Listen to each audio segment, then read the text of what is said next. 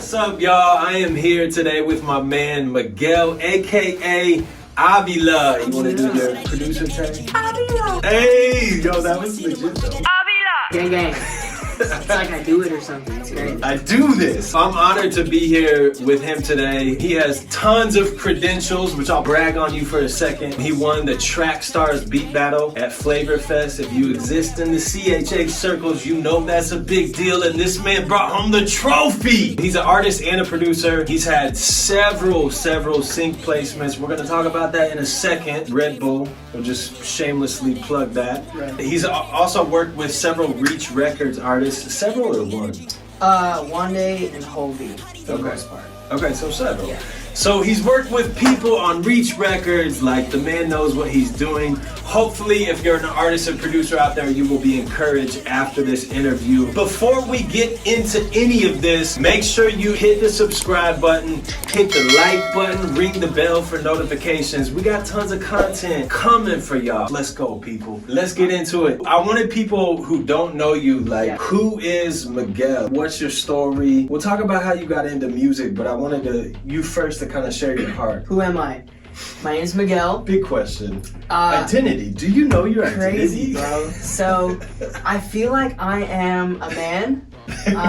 You know, sometimes I wake up feeling, you know, boyish. But, you know. Hey, we all do. Me too. But, yeah, so born in Texas, El Paso, Texas. That's where I was born. I was raised here in Orlando, Florida, for the most part. I did some years in Michigan. And then I lived in Atlanta. And what city in Michigan?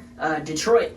Okay. Detroit. What? Detroit, baby. Right, so I had to go full blown Eminem for 2 seconds. Right. And then Atlanta, 404. You know, was out there for about 2 years, and then now I am back. I am back in the Back in the old town. We live in Orlando, people. We representing, you know what I'm saying? We got Mickey out here. Who else? Yeah. Who we got? Goofy, what's up? We got Don, we got Pluto. We used to have Shaq and Penny. Orlando, what's up? Pretty much grew up out here in Orlando. I'm a producer, I'm an artist, I am a believer, I love the Lord. Yeah, I mean, that kind of just sums up a lot of it. I love people, I'm a big people person. I actually just started working for Disney, so I work for the mouse, you feel me? That mouse pays good. That mouse pays nice, you know what I'm saying? You work where people vacation. Exactly. Okay, I'm just saying that's not a bad job. It's not a bad job, you feel me? People just, you know, it's nice to see people because, like I said, people person, so seeing different cultures.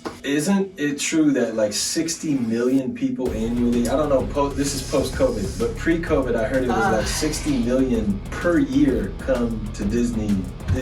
I mean, I wouldn't put it past it. It's a huge property, dude. It's 4 parks on top of just like the different areas around it. It's a lot. Dude, I love that. I'm from Indianapolis, and culturally, when I moved to Orlando, it was like, it's almost like a melting pot of culture. Like you see so much diversity. Yeah. And I loved it because to me it was like a reflection of heaven. Like it's like 100%. you have every. No, I agree. Disney would be next level though, because you're getting the whole entire world. The whole world. I met people from the Netherlands the other day, and I was just like, really?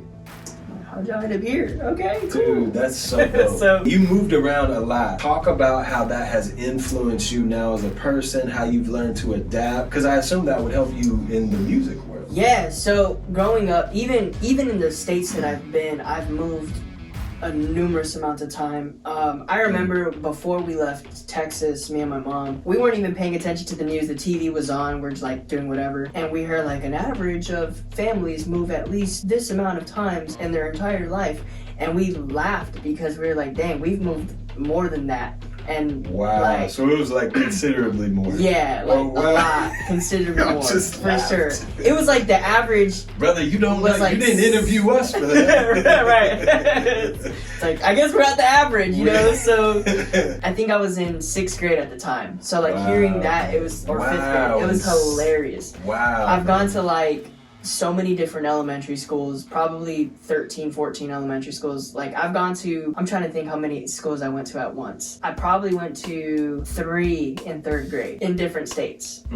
So Texas, Florida, Wisconsin, because I lived in Wisconsin 6 months. Wow. Yeah, crazy life. What's the famous water park there? The Dells. Wisconsin does. I wasn't there long All right, enough. that's the only thing I know about Wisconsin. And I right? went during the winter, so we definitely weren't in the water park. Yeah, it was bad. Super, super tough. I didn't realize how much of an effect that had on me mentally and just all around until this year. Talk about that. Yeah, so with moving around, I always had to adapt to what was around me. It was always like, okay, what's trendy here? What makes you cool here? How do I move with the general? Even till now, I've never been in one place more than 2 years.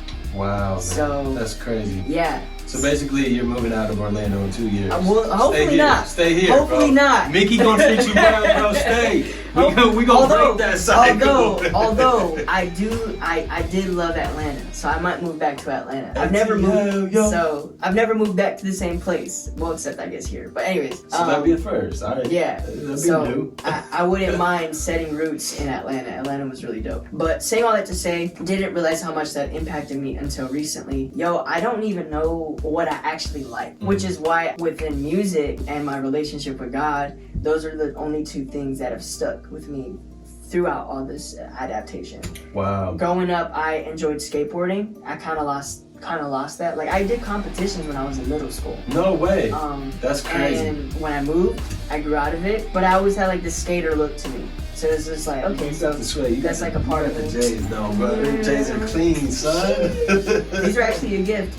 Bro, wow. From a homie of mine. That's a good, you got a good homie, bro. Yeah. I'm just saying. These are the shattered backboard ones, right? Yeah, you might want to stock X them, Johnny. Yeah, I know, right? Someone told me I should never wear them and put them in a glass box. Nah, bro, you're good. I rock my shoes, man. Good for you. Those are fire, though. I've never seen these in person. I've seen people freak out about them online. Right. That's it, bro. So, yeah. Okay, derailed by the Jordans. So, I'm realizing more and more how much that has affected me to where even friends, like, I don't know how to maintain a healthy friendship with people. Right. Because usually it's like there's an expiration date. It's like, well, I'm out of here, so you're probably going to be out of here too. Out of sight, out of mind. That's just what I'm used to. But now, I mean, with social media and like FaceTime and stuff like that, it's a lot easier now. Right, especially for day ones. Yeah. I'm just like, okay, I want to know how to, like I said, maintain healthy relationships. Because like I said, with all this moving, it was like, all right, cool, peace. It was easy for me to detach. It's like, I get attached, but then it was easy for me to detach after like I said, after 2 years, I guess that was like the expiration. I'm like, okay, I guess I'm ready to move on, see new things, meet new people, whatever. Right. And that's like low-key unhealthy, because it's like, bro, like, you can't just cut off. I mean, you can cut off people that are toxic to you, but it's like you can't just cut off people. No, I get what you're saying. We're created for community, like we need relationships. So yeah. Exactly. And so, like I said, music has always been a thing that has been consistent. Right. God has been something that is extremely consistent in my life that I've noticed, where it's like wherever I go, God is always with me. Wherever I go, music is always with me. So those two things have been dominant things in my life, which is why I still do music, which is why I will never not believe in God. And it's just like, he's just been so faithful with me in my walk in life, trying to figure out my life, what I'm supposed to do, what my purpose is, and all this kind of stuff. And he's always just been there. No matter how far away I walk away, he's always one step behind me. And it's just like, second I turn around, he's always been there in the midst of just everything. Say that. So, come on. Go ahead and preach, son. Yeah, bro. That's so powerful, man. And I know some of your story, obviously, not having, a father, physical father, right? Yeah. So tie in some of that, because there's a lot of people watching. Tony Dungy said fatherlessness is one of the greatest crises facing our nation. Yeah. And obviously God created the family to be one of the main infrastructures for how we thrive. And that's one of the pictures that we get our view of God from. Right. Talk to me about that, and maybe encourage someone who hasn't had a consistent father figure or mother figure. Yeah. Maybe you're out there and you know exactly what he's talking about. How has God fathered you? You mentioned some of it, but how has he filled in those wounds, the trauma, the pain, the hurt? How has he filled that in and then literally made you thrive as a child? Like, bro, you're killing it, like, just as a person. So talk about that. My dad life experience is kind of interesting. Not my dad, not me being a dad. You got kids? My fatherless experience is a very interesting thing because he was always available or accessible. Yeah. I've always had access to him. Mm. But he never initiated a relationship with me. Mm. So it's like whenever I was around him, it was like, okay, cool, I have a dad for the day, or I have a friend. Right. You know, because he never yelled at me. Never got. I mean, he was always mad, but never really yelled at me or got mad at me. Never hit me. None of that. Never actually disciplined me. Okay. But we would go out. We'd go get food. We'd go and hang out and do activities. But for the day, or for 2 days, or whatever, and then that was it. And then he would never reach out, none of that kind of stuff. Mm. And so in 6th grade, that's actually when I got plugged into a church for myself here in Florida. Okay. And that's when I got to experience God for myself. Wow. In real life. 6th grade, praise God. And so that's amazing. That experience for me was probably it was literally life changing for me. It just showed me, okay, here's somebody who is consistent. At this point, here's something that is consistent. Here's something that comforted me in moments where I'm down or whatever, right? The typical stuff, like how you find God through your traumas at first, right. And then realize he's in everything. He's not just in your bad and your traumas, he's in the good, 100%. You know, just experiencing these different feelings and emotions that weren't from just me myself. I'm like, this is a different feeling. This is weird. I don't understand what's going on here. That presence. God, his presence has always been present. And it's like, you can't deny it. Because it's things that are literally unexplainable. Right. And so within that, as I got older and more mature in my faith and just kind of learning for it myself and having different mentors in my life, I've realized, wow, it's still a very consistent thing. So I'm like, that has to be God. Because us as people, we're not consistent. Right. We're very inconsistent and we're very imperfect. Right. And so his spirit, so his spirit, wherever he was in these different people that were in my life, always spoke the same stuff towards me. And I was like, dude, okay, this is God. This is what the spirit looks like. How good is God, man? Yeah. Knowing your background, and to anyone watching too, man, this is who God is. He is a good Father, regardless of what we've experienced. I had a consistent dad, and I just can't imagine what your upbringing was like. But then here, you get it. You get that who God is. He says he's a father to the fatherless, and so hopefully that I know that encourages anyone out there that didn't have that either. Yeah, I mean, and even some other little details too. I grew up. So me and my mom. I grew up mainly with my mom. Me and my mom kind of had a falling out when I started finding God. My mom was disowned by her family, and so she had me when she was 17. She had my older brother, which was 15. So okay. So her parents were get out of here, you're whatever. And so all she had was the church to rely on.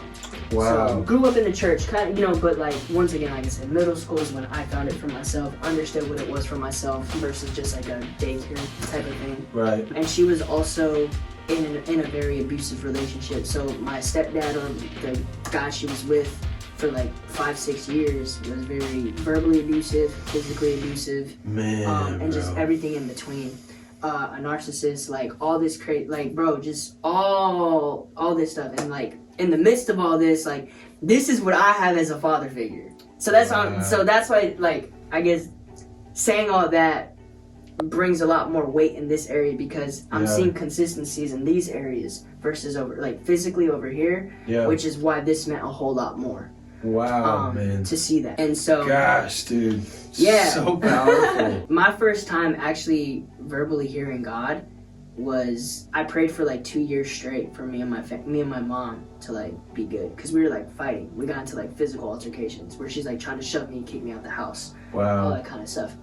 For 2 years, I'm praying consistently. I also brought it to the church to where I was going. I'm yo, I need help. Pray for me, pray for my family, all this stuff.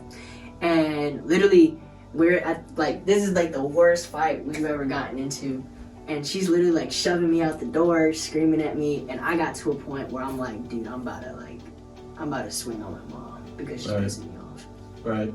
And literally, I like clenched my fist and I'm getting ready to just like turn around, and all of a sudden I hear, bro, as loud as can be, turn around and hug your mother. Wow. And me and my mom aren't, affectionate whatsoever.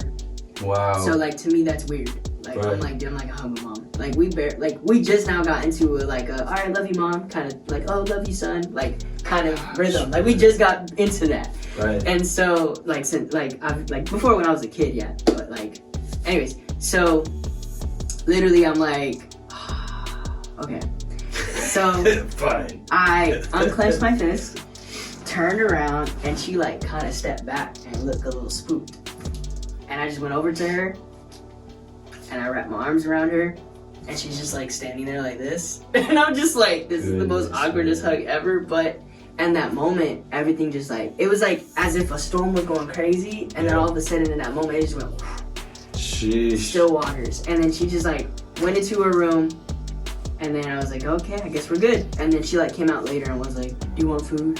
Like, I was just like, all right, we good now. Cook you this you gonna eat tonight. Right, yeah. It's like, all right, you can eat. It's like, okay, I guess I'm not homeless today. Bro, so, I love that. I think of how Jesus was, which we talked about this earlier, and how Jesus was someone who was so yielded and lived this laid down, abiding life, right? Had this abiding relationship with his Father. And in John 15, or the book of John, really, John 15 is about abiding, but the book of John, it says multiple times Jesus would only say what he heard his Father say, do what he saw his Father doing. So in that moment, obviously we ain't Jesus, but that's kind of the goal, right? To live a yielded life and through the power of God's Spirit, live as Jesus would, and listen, hear, my sheep hear my voice.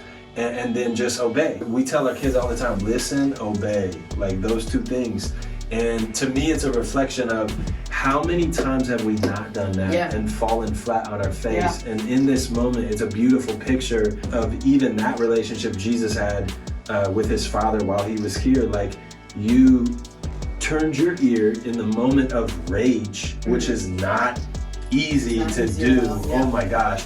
He speaks to you, and then you obey, and fruit comes forth. Almost immediately too. Bro. Yeah. So powerful, man. Goodness. The crazy thing is after that moment, I'm still like kind of just doing whatever. Not necessarily obeying as much, because like it wasn't as loud and big. Just being obedient.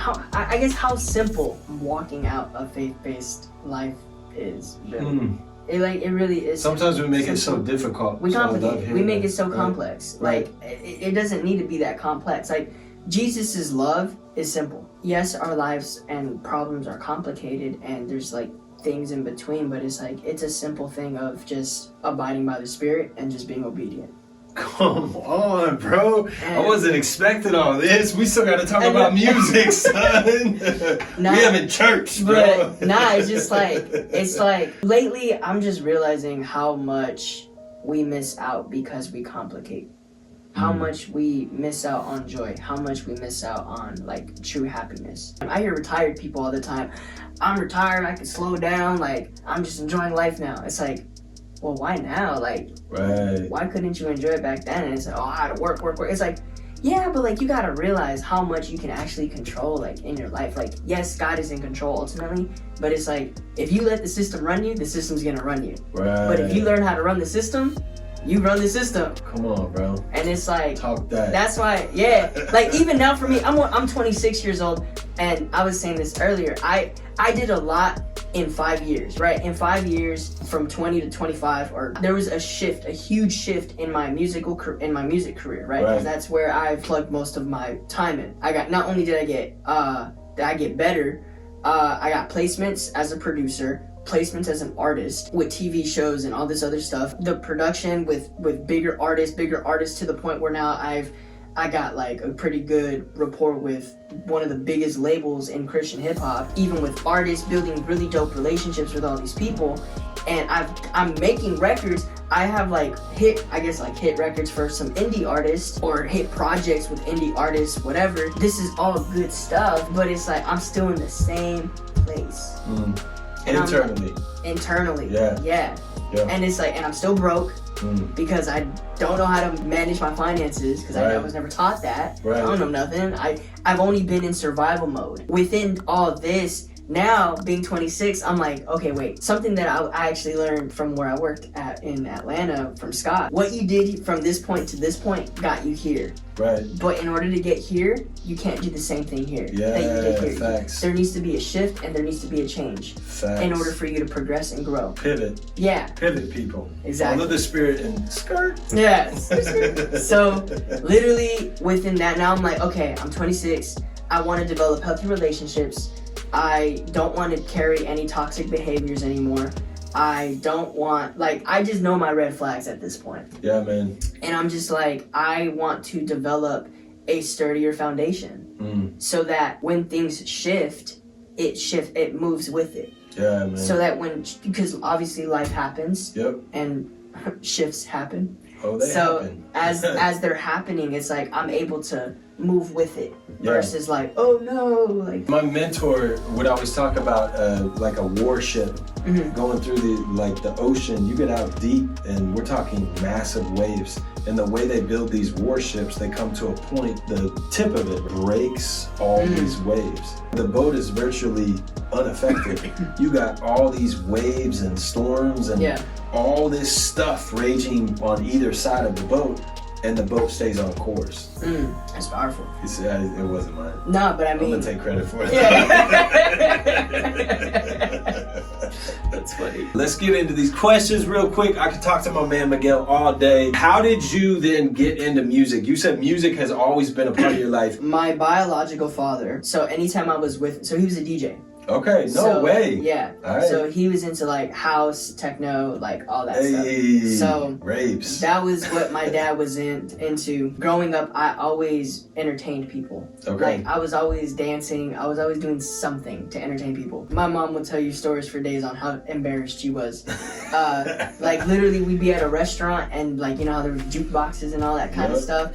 A song would come on while my mom's ordering food or whatever. She turns around and she's like, "Where's my son?" You'd be and there's a crowd of people over here, and I'm like, what? Dancing over here, losing my mind. And so, just growing up, I always had like this entertainment. Energy. You had that energy. I had that energy. In 6th grade, so the abusive stepdad, or this guy, he actually was a DJ producer as well. Okay. He actually built out a studio. He'd always have artists in and out the house. Like he built like a full-blown, like probably still to this day one of the best studios I've ever seen. Wow. Personally. Dude built his own booth. Wow. And then had like the big old mixing mastering board. Yeah, bro. Super professional equipment. One day I actually got into his room, like try to like guess his passwords and stuff like that, so that I can like you know. Did you guess his passwords? So I guessed the password. Bro, what? And yeah, that's amazing. I'm a hacker now. Right. And so got in there, made a beat, and he got like mad at me. And he was like really, really upset. After he realized that it was dumb for him to get upset, he was like, okay, you can make beats. And then locked me in the studio and was like, you can't get out until you make 2 beats. And they gotta be good. And that's how I got into like production. And then he like gave me the program. I put it on my mom's computer, jacked my mom's computer, and then just started making beats. Wow, so I started producing first. Okay. When I was 13. Okay. But then he went to jail, went to prison, and then all his equipment went with him. Solely equipment, so I stopped doing music until I was 15. 15, I started up again, but I started rapping. Okay. Because rapping was easier. Right. Whatever. Rapper. Started rapping, yeah. Or I started writing. I met some dudes at a church, and then I was trying to sell them my beats. Yeah, I was like, yo, I'm a producer. You know, they check got out that church budget. I gave them my CD. I'm like, yo, you should check out my beats. Right. And they were like, okay, yeah, we'll check them out. They checked them out, and literally were like, yo, these are trash. They literally told me they were trash. They were my age. Dude, that's rare in the church, though. Telling me they were trash. They're like, these are trash. I was like, dang, bro. They're like, but have you ever tried rapping? And I was like, I mean, I kind of dabble in it a little bit. I wouldn't consider myself a rapper. Long story short, I started writing some music with them. And then we ended up going on like a 3-day church tour. No like we way, just went bro. to different churches, did this one song, and people went nuts for it. Wow. And then that's literally how I got into just making music. Wow. Funny story also, Daraj was the youth pastor, or not youth pastor, the worship leader of this church. The worship leader? Daraj was a worship leader? Yep. Hold He's up! this What? tall guy in a school. How I've known this dude forever and I've never worship your name. Daraj! Bro! So he was What? Dude, how did I not know this? So that's how I met Daraj. I'm calling Daraj today, bro. Yo. That's how I met Daraj. I'm gonna cut what you just did and say, why didn't you tell me you were a worship leader, bro? So, yeah. Seeing Bro, what he does. this threw me for a loop. I cannot picture Daraj singing church songs. Like, he can sing, but like... No, it was that raspy, rocky, like... I've never heard him. Worship your holy name. Bro. I'm out, bro. Interview over, dude. All right. Man's was playing guitar, singing his heart out. Wow, bro. And that's amazing. So you ran into Daraj early then? Yep. So yeah, this was 2011. Okay, so you've been producing / artist for a long time. Yep. Any advice for someone, maybe an up and coming artist or producer, or someone starting out? Like, don't do it. Quit. Thanks though, bro. Dude, there's sometimes like I think this is a good point though. No, play it. Like, cause I love that it's raw and unfiltered, right? You know how it is. You do a show and then you have a bunch of little kids that are like, yo, Yeah. I want to do what you do. And internally, I'm not a dream killer. I'm like, do it. Yeah, same. But internally, I'm like, you Just don't. have no clue what you're asking, bro. You know what? It's funny. I think if people have to ask, what do I have to do? You should probably not do it. Honestly. Because if you're asking this question, that means you yourself, you're not applying yourself. Come on, bro. You should get to a point where it's like, this is what I've been doing. I do this. And then ask, and then it's almost like, is what I am doing right now on the right path? Come on, bro. Drop those gems, son. Because I think at that point, you're already doing something. You've already put yourself in a mentality of like, this is what I love. And I'm gonna do whatever it takes. Yeah. Because that's honestly what it takes. What it takes. It's literally, you have to be in it. Like, I mean, you could be, self-conscious and insecure, like deep down, sure, but like, you have to play that confident forefront. You have to have the confidence in yourself to just go for things. In general, this is like in general thing. Right. Like, if you're going for a career, you gotta be confident in knowing that you're gonna do it, Right. kill it. And go for it. Because the second you show weakness and insecurity, bro, you're losing your position to somebody else who's got that grit and it factor. So it's like in music, which is an even tougher industry to break through. Right. It's yeah, insane. you just gotta have it and you just gotta run it. You gotta have it and you run it. Run it and have it. Who run it?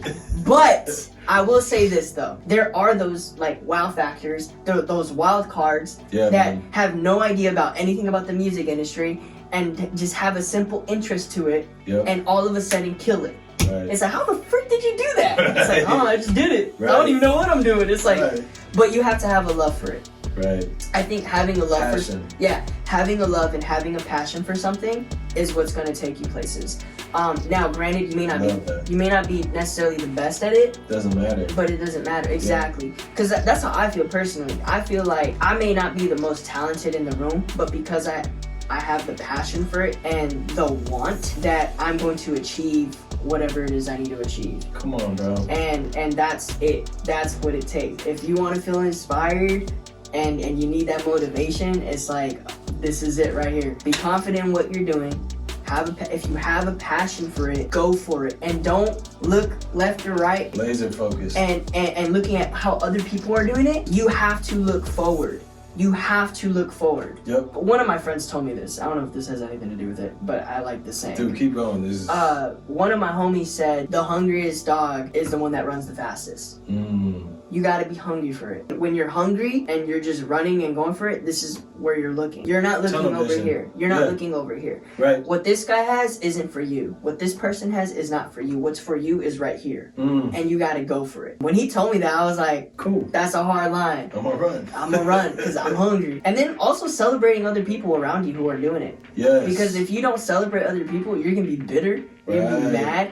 And you're just gonna, you're gonna lose life. That should be me. Yeah, exactly. Bro, you know how many times, bro, the quicker you learn it and understand it and apply it, the more life you will literally have. And the more enjoyment you're gonna get to have. That'll suck the life out of you, man. 100%. Like, I would be so upset seeing all my friends lapping me and I'm just like, what the freak? Right. Like, I'm better than them. Or like, yeah, like, I have way more work ethic or blah, blah, blah, blah, blah, blah, blah. But, you know, it's that thing that I was saying earlier, like, God's keeping you hidden. Right. You know? Right, bro. You're in the fire, being purified, so that when the time is your time, when God is like, all right, you're ready, you blossom, right. And you're out here and you're killing it. And it's like, it's almost as if, like, where the heck did this come from? And even if it's not a big thing outwardly, bro, internally, you're living life, you're being successful, you're making money, right. And you're killing it. It doesn't matter what anybody looks at. This is the verse that comes to mind. Literally, Jesus says, I glorified the Father by accomplishing the work that you gave me to do. Obviously, we know that was the cross. Yeah. But to me, this passion, you have to have some sense of purpose as well.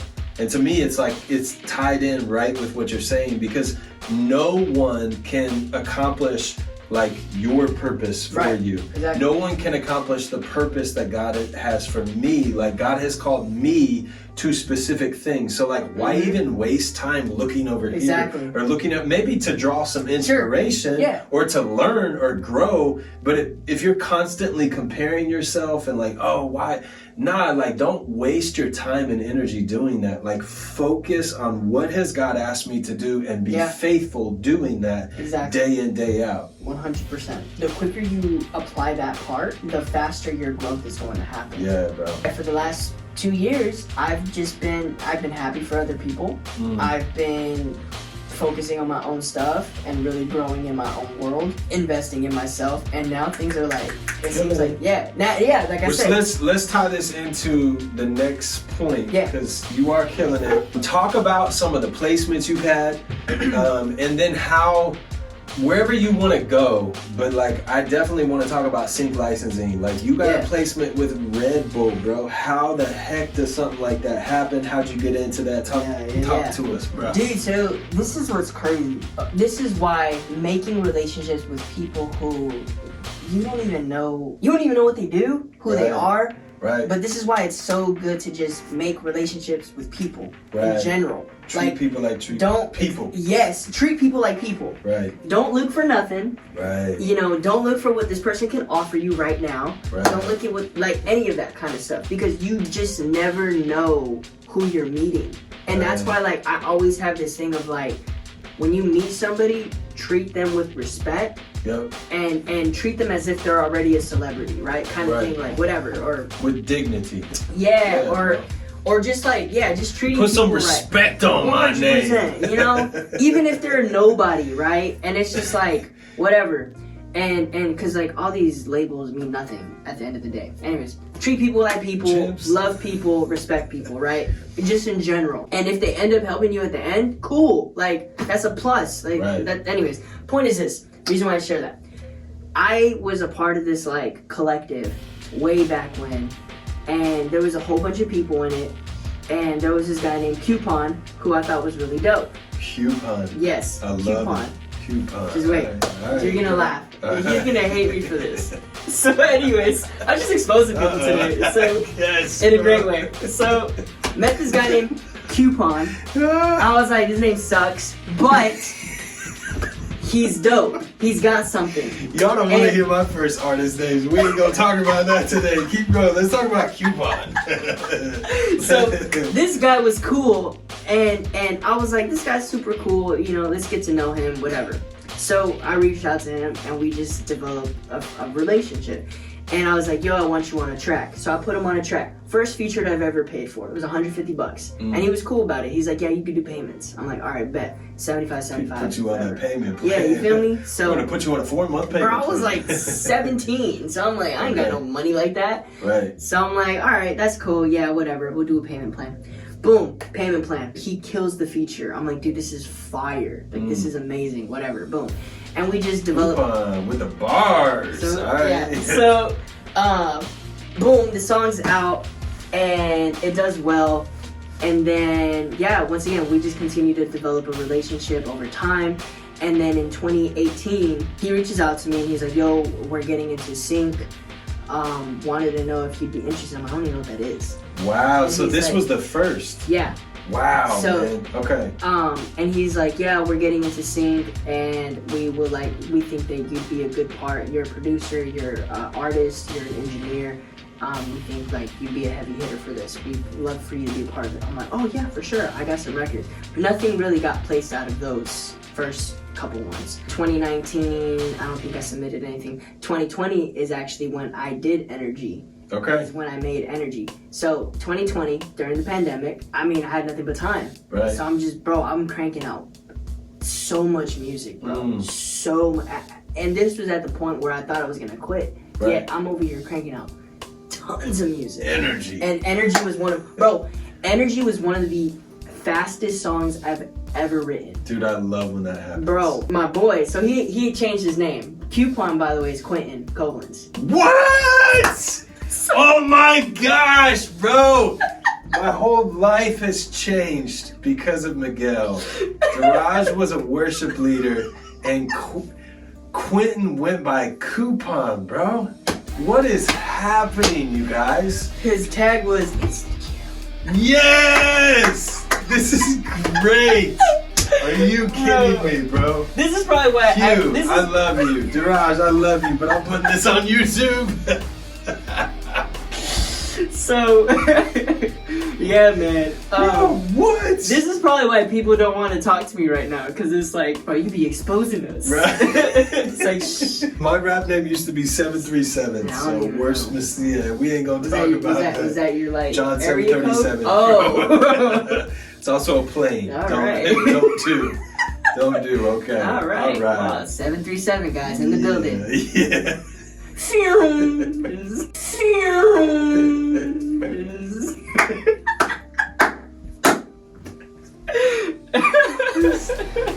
Anyways, yo, that's funny. But talk, bro.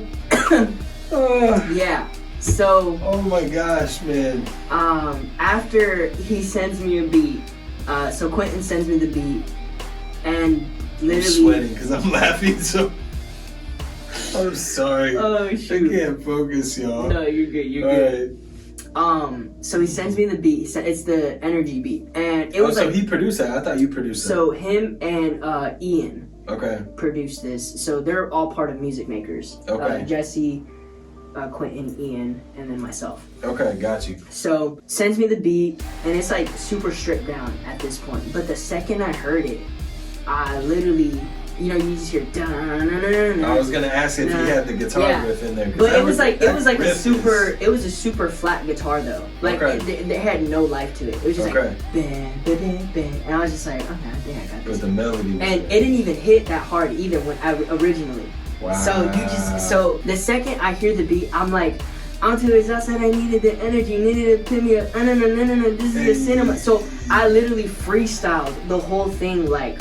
Off rip on a mumble. Wow. Sent it over to Quentin. I was like, bro, I already have something for this. Wow. And then literally in an hour, like I had everything. Yep. And I sent it to him. He's like, dude, this is the fastest like a song got turned around, and it's crazy good. It's fire. And what's hilarious, or this is actually a really cool sentimental part for me, is like, this is the first time that I recorded music in front of my family, because I didn't have a room for this. I did it in the living room. Wow. And my parents are in the other room watching TV. No So way, every time I bro. recorded, I told them to pause the TV real quick. No way. And bro. so this is the first time that I got to record music in front of my family, and it produced fruit. Mama, it was worth it. It got placed on Redbull. I'm just saying. Okay. So yeah, you know, I'm like, Been here, done that. You all know where we came from. Hit me with your best shot. I got time today. Get my time to go and get better with that Red Bull. Olay. Thank literally. you for hitting the pause. Right, thank you so much. Appreciate it. Shout out to Mama. And it's just funny because obviously growing up, whenever I would record, I mean, I'm recording in my room, I'm being loud, it's whatever, and then my mom would either text me and be like, hey, you know, Turn it down. it's 2 a.m. Miguel. Go to sleep. Like, Right. you got school in the morning, what are you doing? It's Right. 3 in the morning. Right, I'm creating. bro. Yeah, I'm like, I'm being an artist. You don't understand. Right. One day you'll get it. So she gets it. I mean, she gets it. I was on TV, so she saw it. And so Mama, I made it. the cool thing, yeah, it's a really cool moment because, like I said, this is the first time that I did music in front of my family, and they saw the process and literally saw fruit from it. Because I remember when it got picked up on All American as well. That was the first one, All American and the Jersey Shore. Oh wow, I didn't know that. Okay, that's crazy, bro. So I was like, yo, go onto this channel, it's gonna be live, like watch it. And so like she saw the episode, like her, my stepdad, my brother, my sister, and they were all like, yo, this is the song you were recording right here. Yep. And they were like, wow, like that's so crazy. So like they were super like ecstatic for me, which for me, I was like, this is a moment like that I get to share with my family, bro. Like they saw the whole process. Like it wasn't like, cause like I got my reach placement and like all this other stuff when I was not with my family. So they're just seeing fruit. They're not seeing the process. The process. Yeah. Right. Bro. Yeah. So, which not a lot of family members get to. So that's super dope, bro. Yeah, so that was a cool moment for me. And now they're like, when are you dropping your next like big record or When whatever? you're gonna record in the living Yeah, room. when are you gonna record in the living room? Hey, Like, Miguel, I'll hit pause. Right. I'll hit pause. just you can do your music out You, here. you recording? right. So, and now it's just like, it's such a good feeling, bro, to know that I really do have the support of my family. Because they see the fruit of it. She really believes in me in running my business. And so now it's just like, this is dope. So yeah, all these placements. Of a parent goes a long way. And I mean, she always supported me, but it never felt, I don't know. No, I get what you're saying. I'm just saying the fact that you experienced that is like, it's so good, man. That's what any kid, like, I want that as you're talking about it. You know what I'm saying? I think that's the child in all of us. Yeah, absolutely. Bro. We long to hear a dad or mom say, I'm proud of you. 100%. You know what's funny? Recently saw my dad after 10 years. He literally told me, he was like, we were just conversating, and he goes, you been to jail? I'm like, no. Okay, proud of you. I was like, oh, I guess this is my proud of you moment, son. I was like, bro, I was like, that's the bar? I was like, damn, okay. The bar's high. Yeah, he was just like, you ever been in, like, bro, in mid-conversation, he just stops. He's like, you been in jail? I'm like, no. He's like, proud of you, son. Okay, and then I was just like, wait, I feel like it was supposed to be Thank you. Yeah, I was like, wait, that kind of happened too Doing fast. much better than I thought. I was like, I did this, I did that, I did this. He's like, cool, but you ever been to jail? I'm like, no. Nah, bro. Proud of you. I'm like, you're doing great. Really? That's what you're proud of me for? I'm like, Stay out of the system. I guess. So, anyways. I want to ask him one more thing. We were talking prior to this, and he learned a lot in those years of moving to Michigan, to Atlanta, working with City Takers, the church there. Shout out to Scott. They're doing an incredible work in Atlanta. Absolutely. One of the things I love about you, and you've hit on it a little bit, but it's the focus of how to treat other people. Obviously, Jesus taught us to love even our enemies, to love others, and that supersedes the music business. Yeah, that should be in front of whatever it is we're doing. Love God, love others. So talk about some of the things you've learned and kind of close us out here. Yeah, man, the biggest thing I learned, like I said, is just treating people like people. Yeah. Like, we want to be treated with love and respect, and it's like we don't realize how much we don't do that. Right. How like ignorant we are to a lot of things and just the people around us sometimes because we're so caught up in our own worlds. Talking to a bunch of homeless people or just like people who, you know, are Section 8 housing and just people around the area and really engaging in conversation with them showed me how little people talk to them, right? And which made me like want to have even more genuine conversation with them. My whole thing is I want people to be loved, seen, heard, and known. And it's like if I'm able to be a little piece of Jesus or be able to like if I'm this only person's chance to experience that, right? Like you gotta be keen to that. You gotta be super aware of it, have that urgency to do that. Yeah. And it's like in any conversation. So it's like if I'm talking to somebody who's higher up in a company, I'm still gonna like talk to them like a genuine person and not for their accolades, not for their credentials, but I'm just gonna talk to you like a regular person and treat you with respect. And I'm going to ask you questions that are gonna hopefully allow you to be heard, known, loved, and seen. I love that. And that's what I just feel like as people in general, man. There's a lack of it. Yeah. There's a huge lack, especially in the creative space. Yep.